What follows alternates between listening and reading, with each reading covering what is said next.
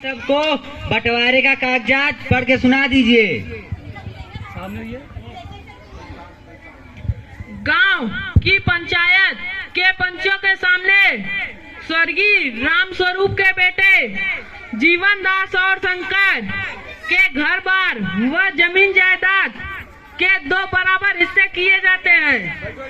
इन दोनों के पास काश्तकारी की 100 एकड़ जमीन है, जिसमें से दोनों भाइयों में 50-50 एकड़ बांटी जाती है। इसी तरह गाय, भैंस, भेड़, बकरियों और घर के भी 2 हिस्से किए जाते हैं। घर के बीच दीवार खड़ी करके 2 हिस्से किए जाते हैं। आज के बाद ये एक दूसरे के हिस्से में दखल अंदाजी नहीं करेंगे। क्या आप लोगों को मंजूर है?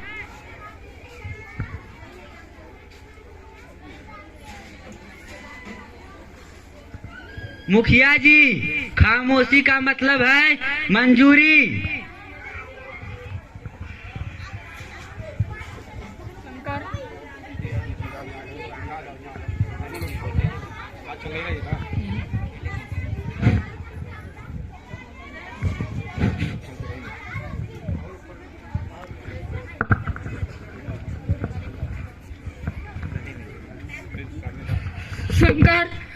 शंकर, मैं बड़ा हूँ तुमसे।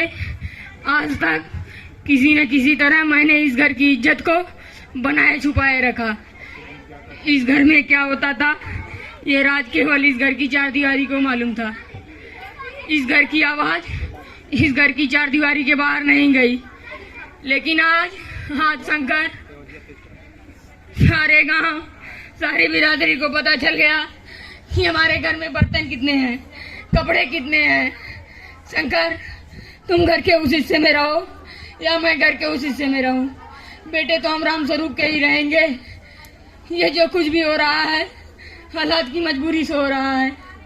इसमें मेरा कोई कसूर नहीं है, इसमें मेरा कोई कसूर नहीं है। मुझे माफ कर दो भैया, मुझे माफ कर दो। ऐसा न कहो भैया, ऐसा न कहो। क्या ऐसा नहीं हो सकता कि कोई मेरे शरीर के 2 टुकड़े कर दे? एक टुकड़े मेरे हिस्से वाले घर में रहे और दूसरा आपके। नहीं नहीं, मैं अकेला कैसे रहूंगा? मैं अकेला नहीं रह सकता। तू अकेला कहाँ है शंकर? तू अकेला कहाँ है? अभी मैं जिंदा हूँ। बिना मौत के हमें कोई अलग नहीं कर सकता। हमें कोई अलग नहीं कर सकता शंकर, हमें कोई अलग नहीं कर सकता। अजीब बरसाती लोग हैं, रो रो कर सारे घर में कीचड़ कर दिए।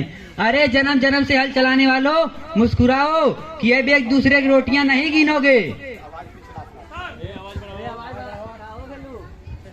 जीवन दास, आपके घरेलू संबंध से पंचायत का कोई संबंध नहीं। आपने कहा और पंचायत ने इंसाफ से तुम्हारे हिस्से को अलग कर दिए।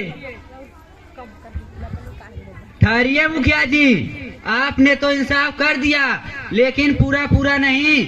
मेरी बहन के साथ नाइंसाफी हुई है। वो कैसे? श्याम के साथ मेरी बहन नीलिमा की शादी होने वाली है।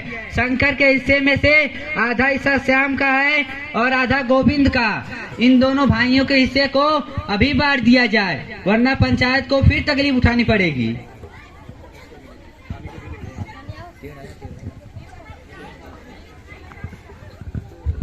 रमेश, तू कौन था हिस्से बांटने वाला? अभी हमारा बाप हमारे सर पर है। अरे तो हमेशा नहीं रहेगा तुम्हारा बाप तुम्हारे सर पर। आज तुम्हारा बाप अपने भाई से अलग हो रहा है, कल तुम भी अपने भाई से अलग होगे। यही तो जमाने का दस्तूर है। अगर तुम्हें मेरी बात पे विश्वास नहीं होता तो जाके पूछ लो अपने भाई से।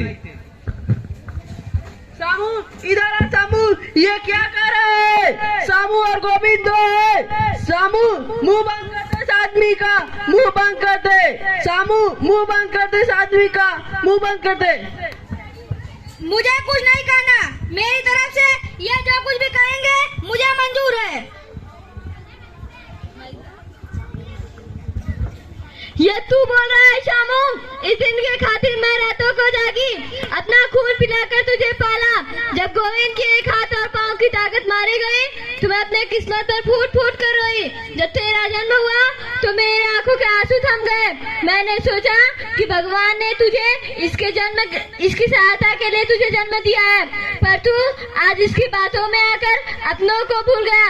बोल शामू, तुझे बेसहारा छोड़ देगा? बोल, बांटेगा? हाँ, बांटूंगा बांटूंगा बांटूंगा। ले बांट ले बांट ले बांट ले। अपने माँ के प्राण को निकाल कर भरे बाजार में नीलामी कर दे।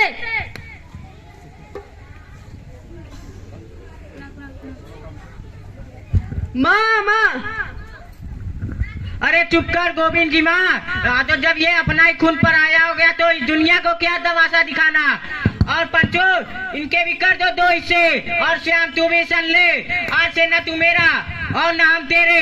पंचो, इस कागज में लिख दो कि मेरे मरने के बाद ये मेरा बेटा नहीं रहेगा, और मेरे मरने के बाद मुझे हाथ देने का भी नहीं अधिकार है, नहीं है तुझे। और मुझे मेरे मुर्दा शरीर को भी आग नहीं लगा सकता।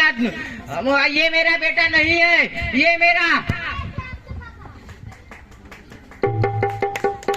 चमन था आज एक सहरा हुआ, देखते ही देखते ये क्या हुआ।